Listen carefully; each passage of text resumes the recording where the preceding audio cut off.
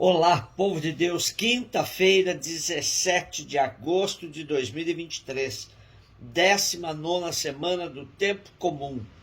Nossa reflexão de hoje é a partir de Josué 3, de 7 a 10a, 11, 13 a 17 e Mateus 18, 21 a 19, 1. Naqueles dias o Senhor disse a Josué: Hoje começarei a exaltar-te diante de todo Israel, para que saibas que estou contigo, assim como estive com Moisés.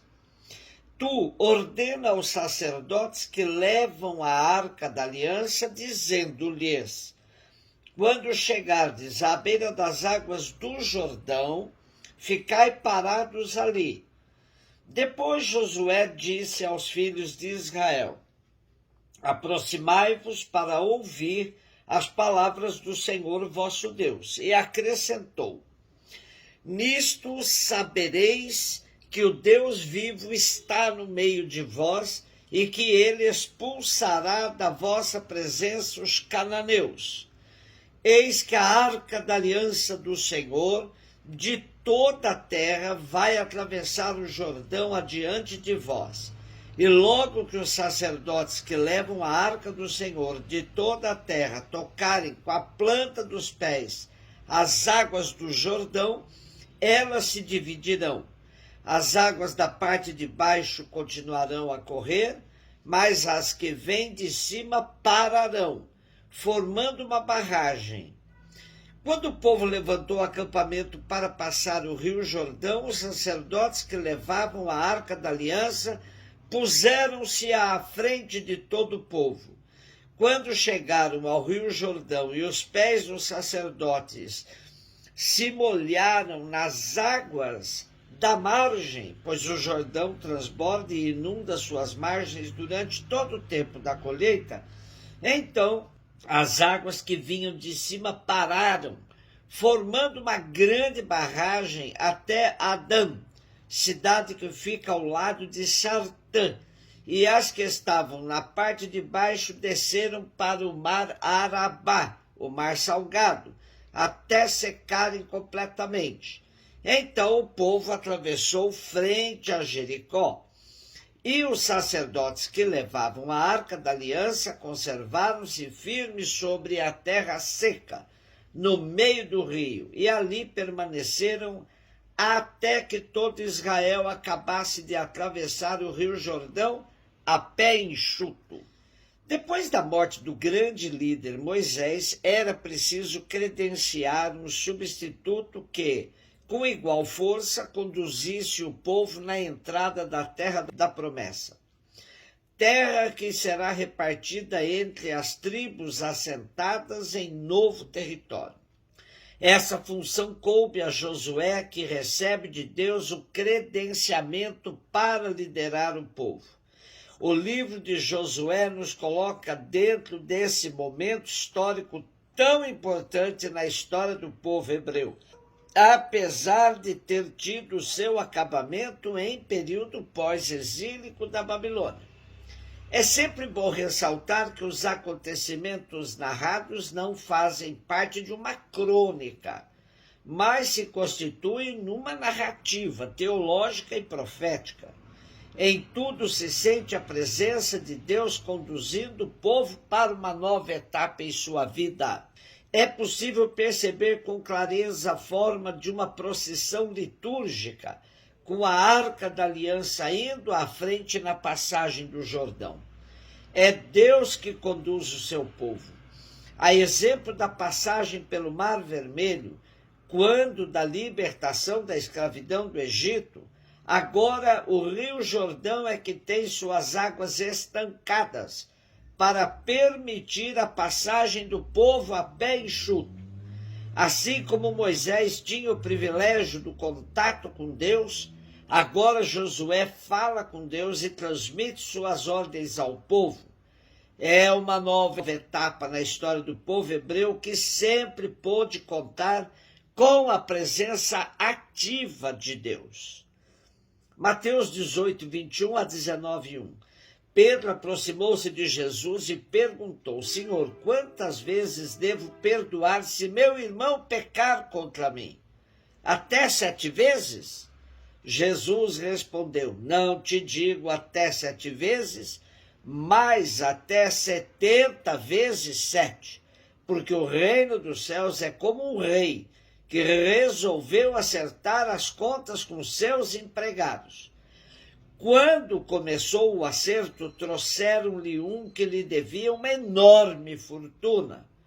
Como o empregado não tivesse com que pagar, o patrão mandou que fosse vendido como escravo, junto com a mulher e os filhos e tudo o que possuía, para que pagasse a dívida. O empregado, porém, caiu aos pés do patrão e, prostrado, suplicava: Dá-me um prazo e eu te pagarei tudo.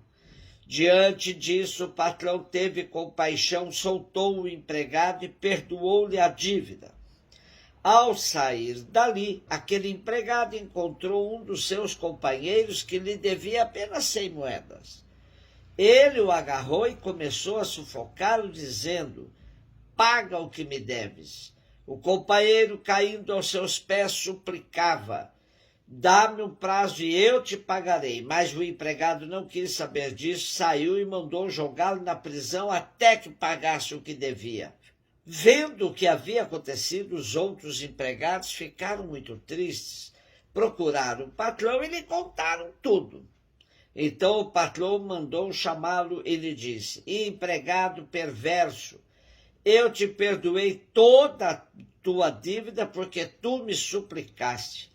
Não devias tu também ter compaixão do teu companheiro, como eu tive compaixão de ti?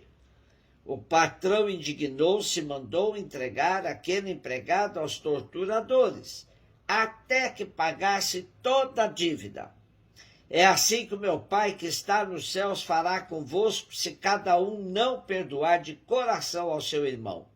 Ao terminar estes discursos, Jesus deixou a Galiléia e veio para o território da Judéia, além do Jordão.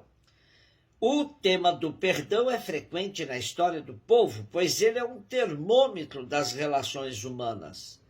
Depois de ter instruído seus discípulos sobre a necessidade de procurar sempre recuperar o irmão para o convívio comunitário, mesmo depois de ter traído sua confiança, e, além disso, sobre a importância da oração feita coletivamente, agora é Pedro que surge com uma pergunta provocativa, que vai favorecer a Jesus um aprofundamento sobre o tema.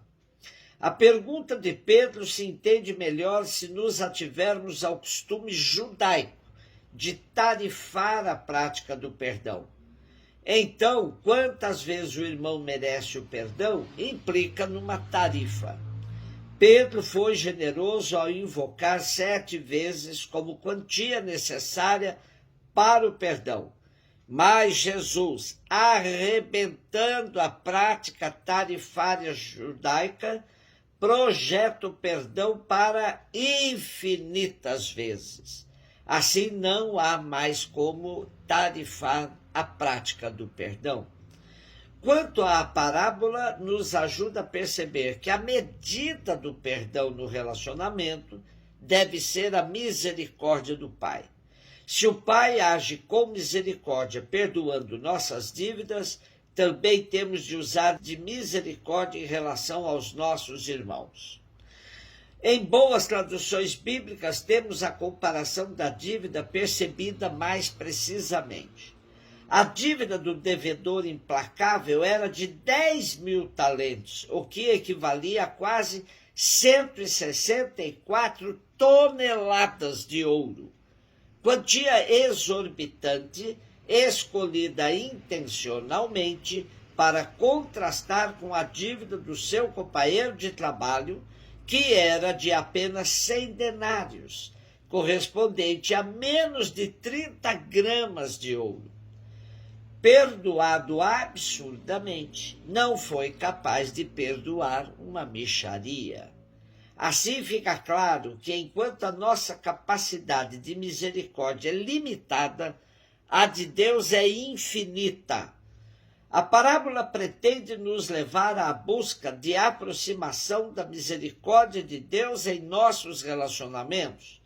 Só assim podemos orar: perdoai as nossas dívidas, assim como nós perdoamos aos nossos devedores, ou perdoai as nossas ofensas, assim como nós perdoamos a quem nos ofende. Um beijo no seu coração.